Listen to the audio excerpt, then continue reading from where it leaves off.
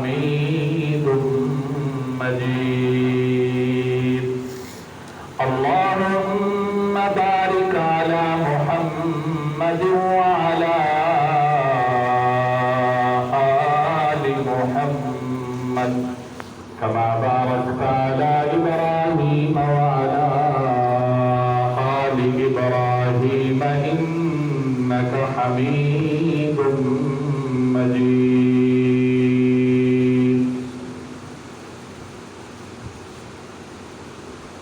الله أكبر الله أكبر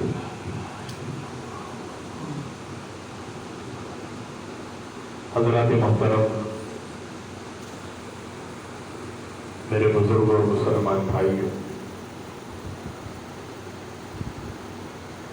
آج عید کا تیسرا دن ہے۔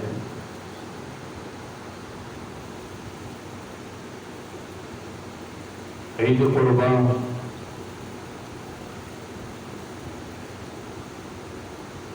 جس میں ساری دنیا کے مسلمان اپنے رب کے رضا کی خاطر اس اللہ کے نام پر جانور قربان کرتے ہیں۔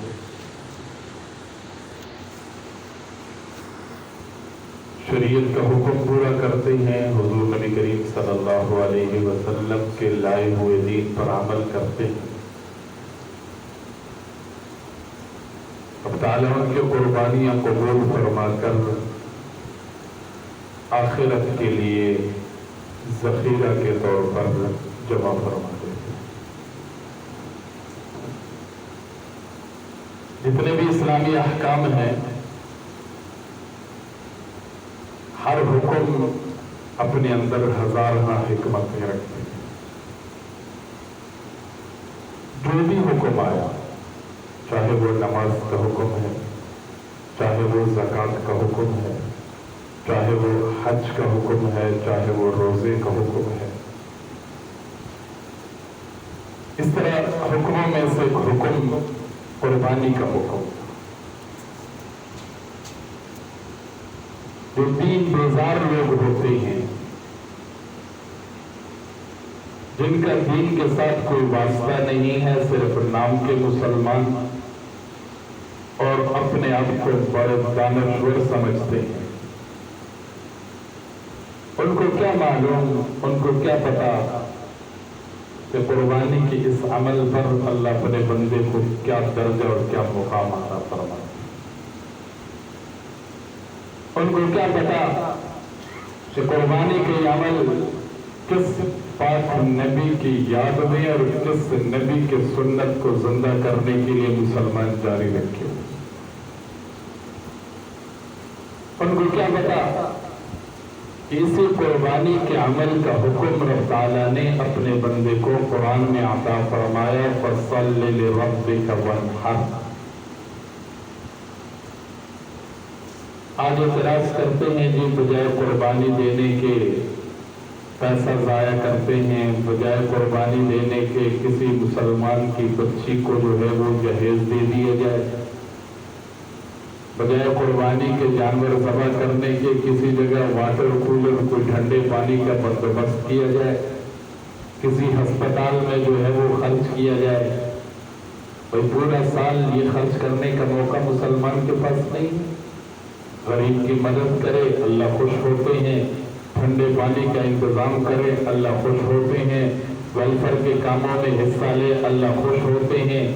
لیکن اسی موقع پر آ کر یاد آ جاتا ہے یہ قربانی نہ کی جائے، جانوروں کو ذبح نہ کیا جائے، اور جانوروں کو ذبح کرنے کی بجائے کسی مسلمان کی مدد کی جائے، یہ کہاں کا فلسفہ؟ اتنا شور اٹھا ہے اور اتنے دلائل دیے جا رہے ہیں۔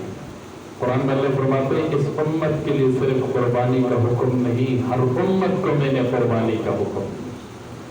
لِكُلِّ أُمَّةٍ جَعَلْنَا مَنْسَكًا، ہر امت میں یہ حکم جاری ہے، لیکن ان کی قربانی کا انداز مختلف تھا۔ سوال ذہن میں آ سکتا ہے کسی کے کہ جب ہر امت میں یہ عمل رہا تو ابراہیم سے پہلے بھی تو امتیں گزری ہیں، پھر ہمارے لیے تو سنت و ابیکم ابراہیم ہے، لیکن ان کے لیے کیا تھا؟ ابراہیم علیہ السلام کی سنت خصوصیت کے ساتھ کیوں اس کو کہا؟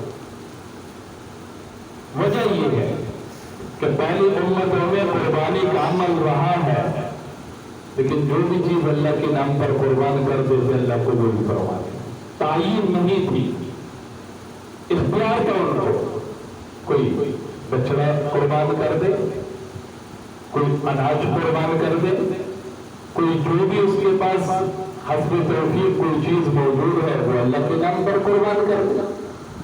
لیکن جب باری آئی حضرت ابراہیم علیہ السلام کی تو اس وقت وہ سارے آپشن ختم ہو گئے، اختیار ختم ہو گیا، حکم ہوا میرے بندے میرے خلیل اپنے بیٹے کو میرے نام پر ذبح کرنا۔ ابراہیم علیہ السلام تیار ہو گئے، ابراہیم علیہ السلام تیار ہو گئے تو ساتھ ہی اپنے بیٹے حضرت اسماعیل ذبیح اللہ سے مشورہ کیا علیہ السلام، حضرت ابراہیم علیہ السلام کے بیٹے حضرت اسماعیل بھی تیار ہو گئے۔ بعد میں ابراہیم علیہ السلام نے اپنے بیٹے حضرت اسماعیل سے پوچھا کہ بیٹے ایک بات تو بتاؤ، میں تمہیں بتا کے لے کے جا رہا تھا کہ تمہیں اللہ کے نام پر میں نے ذبح کرنا ہے، موت تو ہر بندہ ڈرتا ہے، زندگی بڑی پیاری ہے، جان بڑی پیاری ہے، بندہ بچڑ تو کوشش کرتا ہے جتنے پہنچے ہوئے اور مردے تو مر جائے میری جان مر جائے، میں تمہیں دس کے لے کے جا رہے سی، بتا کے لے کے جا رہا تھا اور تم بڑے خوش تیار ہو گئے۔ جنہوں پتہ ہوئے نا اللہ معاف فرمائے، جنہوں نے پھانسی دا ڈر ہو جائے نا تو پھانسی کی گھاٹ پہنچو تو پہلے مر چکے ہوں گے، ذہنی طور پر معروف ہو چکے ہوں گے، خوف اتنا، ڈر اتنا، لیکن میرے بیٹے اسماعیل تجھے نہ کوئی خوف آیا نہ کوئی ڈر آیا اور فوراً جانے کے لیے تیار، یا ابت فعل ما تؤمر، ابا جی جو آپ کو حکم ہے آپ اپنا کام پورا کر دیجئے، میں اسماعیل اس حکم کو آپ کا ساتھ دینے کے لیے تیار ہوں۔ حضرت اسماعیل علیہ السلام نے جو جواب دیا وہ جواب ہم سب کے لیے بڑا بہترین رہنما جواب، اسی جواب سے آج کا جو دانشور ہے، آج کا جو فلسفی ہے، اس کا جواب بھی ہو جائے گا۔ حضرت اسماعیل علیہ السلام جواب دیتے ابا جی میں خوش کیوں نہ ہوں گا، اللہ کے نام پر ذبح ہو جاتا، دنیا چھوٹ جاتی، جنت مل رہی تھی اور جنت دنیا سے کئی گنا میرے لیے بڑھ جاتی۔ میں اور آپ بھی اگر آج یہی ذہن بنا لیں، ایک طرف دنیا کا فائدہ ہے، ایک طرف جنت مل رہی ہے، میرے اور آپ کی دوڑ کس طرف ہے، میں اور آپ کی سوچ کس طرف ہے، میں اور آپ کس طرف چل پڑتے ہیں۔ دنیا لے لو، آخرت جنت اللہ دے دے، بہت بڑی دلیل ہے ہمارے پاس کہ جنت اللہ بنائی سارے واسطے تو دنیا کے واسطے بنائی۔ هو الذی خلق لکم ما فی الارض جمیعا، دنیا سارے واسطے نہیں بنائی، لیکن اس کے پیچھے ہم کتنا دوڑتے ہیں، اس کے پیچھے ہم کتنی محنت کرتے ہیں، اس کے ہم کتنی توجہ کرتے ہیں۔ حضرت اسماعیل نے اپنے ابا جی کے سامنے جب عرض کیا ابا جی دنیا چھوٹ جاتی اس کے مقابلے میں کیا مل جاتی جنت۔ دوسرا، آپ کا ساتھ چھوٹ جاتا، آپ کی محبتوں سے میں محروم ہو جاتا، آپ کی شفقتوں سے میں محروم ہو جاتا، لیکن آپ کے بدلے مجھے اللہ کی شفقتیں مل جاتی، اللہ کی رحمتیں مل جاتی، اللہ کی محبتیں مل جاتی۔ اور جو اللہ کی محبت ہے اپنے بندے کے ساتھ کتنی محبت کرتے ہیں، 70 ماؤں سے زیادہ محبت کرتے، اور زیادہ کتنا ہے بندہ ادھر تصور ہی نہیں کرتا۔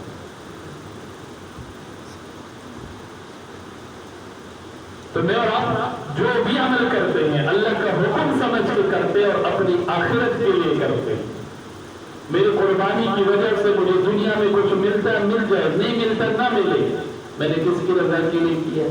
اللہ۔ کس کے نام پر جانور قربان کیا؟ جب حکم اسی کا لِكُلِّ أُمَّةٍ جَعَلْنَا مَنْسَكًا، کیوں؟ لِيَذْكُرُوا اسْمَ اللَّهِ عَلَى مَا رَزَقَهُم مِّن بَهِيمَةِ الْأَنْعَامِ۔ عمل ایسا عمل صرف اور صرف جانور کو ذبح کرنے کی صورت میں بندہ ثواب لے سکتا ہے۔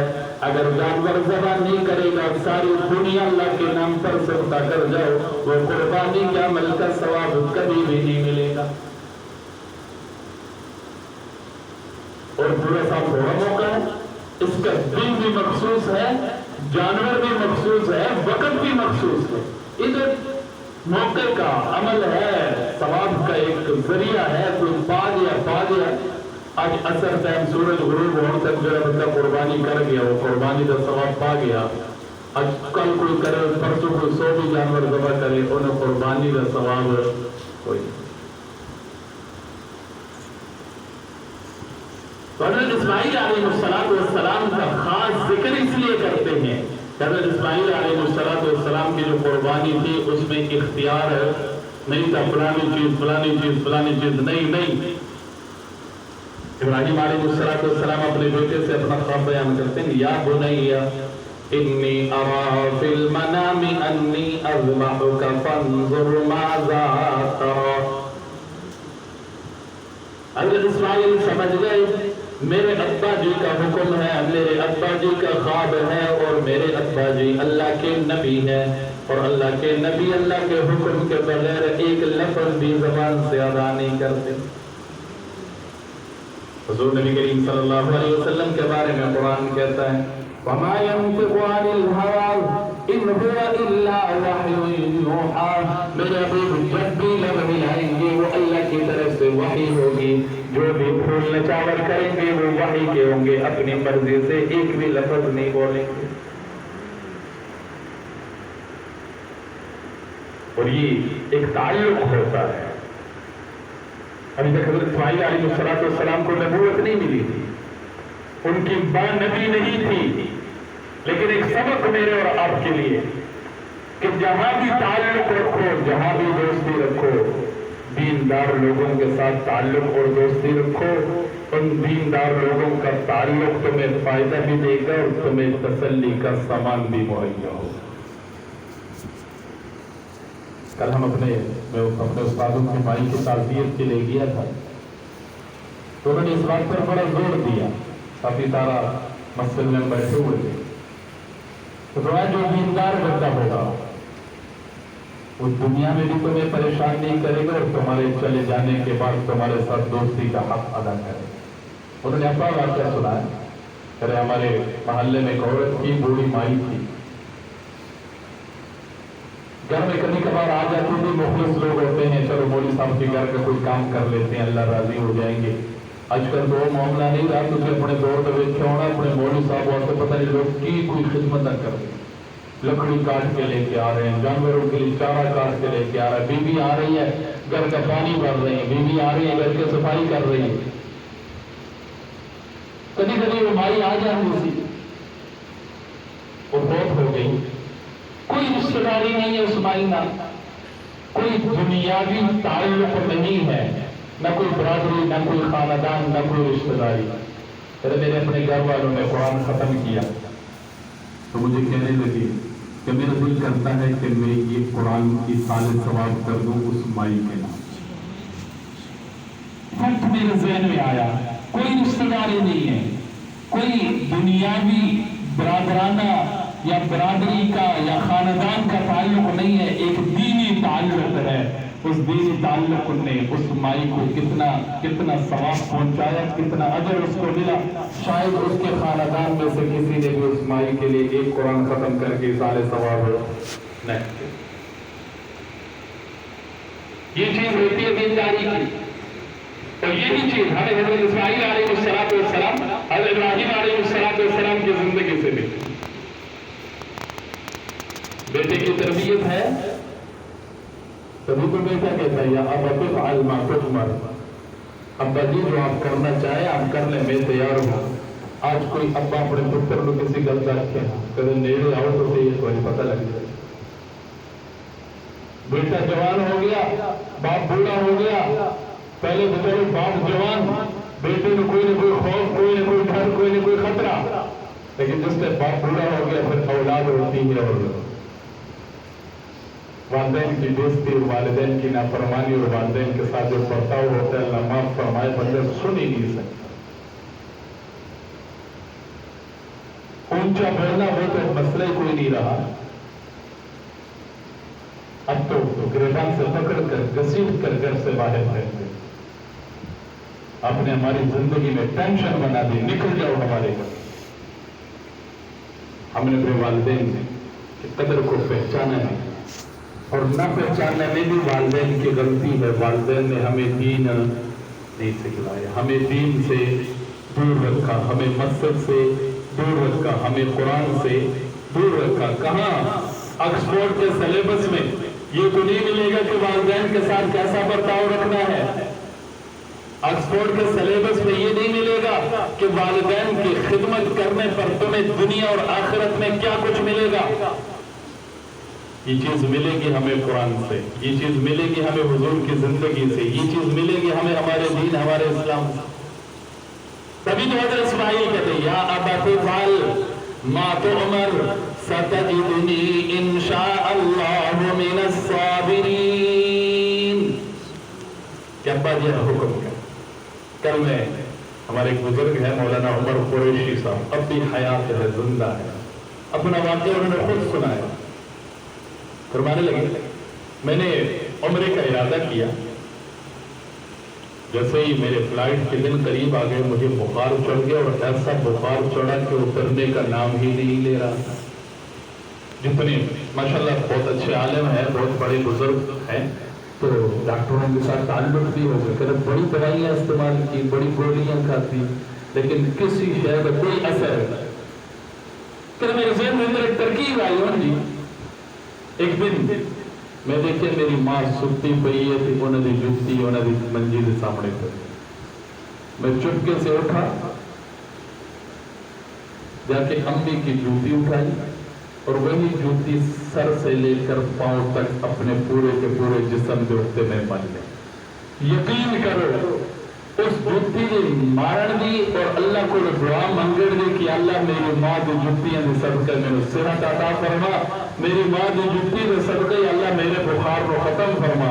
کہتا ہے اجے میں ختم ہی نہیں کیتا سی پھیرنا، نہ بخار سی نہ بخار نام دا کوئی اور چیز. یہ تربیت ہے بھائی. میں اور آپ کہاں گھومے پھرتے؟ جہاں تربیت کا وقت ہوتا ہے، تربیت کا ماحول ہوتا ہے، تربیت کا وقت ہوتا ہے، اس وقت ہم بالکل لاپرواہ ہوتے ہیں. اور جب وہ تربیت والے اس عمر سے نکل جاتے ہیں پھر اسی بڑا زور لام دینے لگے. اب حضرت اسماعیل علیہ السلام بھی باپ کے ایک ہی بیٹے ہیں. اسی طرح حضرت لقمان علیہ السلام کا واقعہ قرآن میں ذکر ہے. حضرت لقمان کے بھی ایک ہی بیٹے ہیں، کیونکہ اگر یا بنیا یا بنیا. ہمارے ہاں عام طور پر جب بیٹا ایک ہونا تو اس کے اوپر سختی نہیں کی جاتی، اس کی تربیت کا خیال نہیں کیا جاتا، اس کو زیادہ پابندیاں اس کے اوپر نہیں لگتی. ایک کو ایک ایسے کی کہہ سکتے نہیں، ایک کو ایک پھر بعد واسطے بچے واسطے مسائل پیدا کرتے. حضرت اسماعیل علیہ السلام نے جو جواب دیا وہ حضرت اسماعیل علیہ السلام کے ساتھ، حضرت ابراہیم علیہ السلام کے ساتھ تعلق کی وجہ سے. باپ نبی ہے، باپ کے ساتھ تعلق ہے، باپ کے پاس اٹھنا بیٹھنا ہے، باپ کی باتیں سننی ہے، تبھی تو جواب دے یا ابا افعل ما، ابا جی جو جی میں آئے کر لے، میرا سر تسلیم ہے.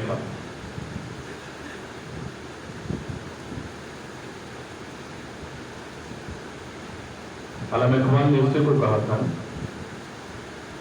کہ فیضان نظر تھا یا مکتب کی کرامت تھی، کس نے سکھائے اسماعیل کو آداب فرزند. یہ فیضان نظر تھا یا مکتب کی کرامت تھی. حضرت اسماعیل علیہ السلام نے کسی اسکول پڑھا کوئی نہیں سی. کسی درسگاہ گئے فیضان نظر ہی سی.